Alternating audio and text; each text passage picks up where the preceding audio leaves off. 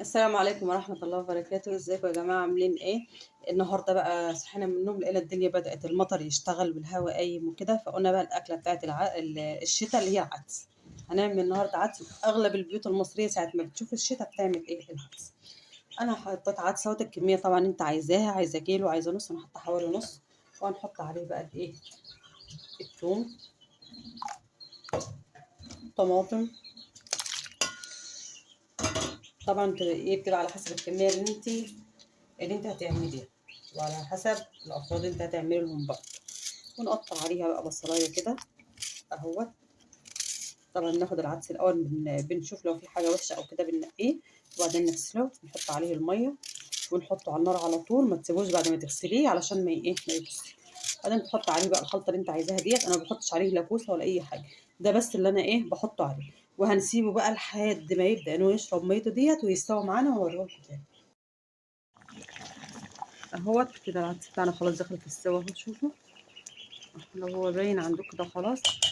تعالوا بقى نوريكم احنا هنعمل ايه تاني. طاسه كده ونحط فيها معلقه زبده او سمنه او اي حاجه، انا حاطه سمنه بلدي وعليها شويه زيت.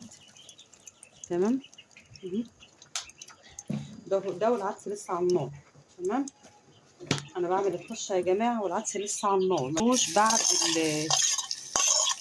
ما بعمل العدس، بعد ما بنضربه في الخلاط يعني وكده، لا احنا بنعمله وهو لسه على النار.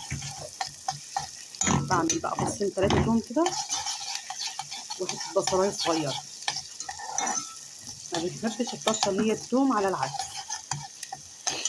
ما بنحبش الشكل بتاعها يعني، فده بتاخد نفس الطعم بتاعه. احنا بنعمله كده وبنطشه على العدس وهو لسه ايه على النار.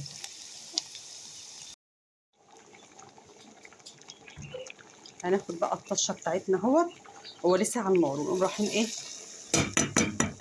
حاطينها عليه. تمام. ونطفي ونسيبه بقى يبرد وبعدين نعمله في الخلاط اهوت. العدس بعد ما عملته في الخلاط اهو، اهو شوفوا تقيل ازاي، شايفين اهو.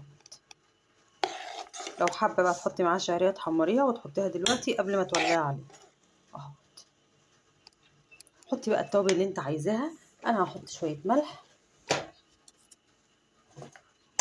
شويه فلفل اهوت. ولاعي عليه بقى، بس تبقي جنبه وتقلبي علشان ايه لحد ما يغلي معاكي، علشان العدس بيفور وبيلزق من تحت، لازم يبقى ايدك فيه على طول وهو بيغلي.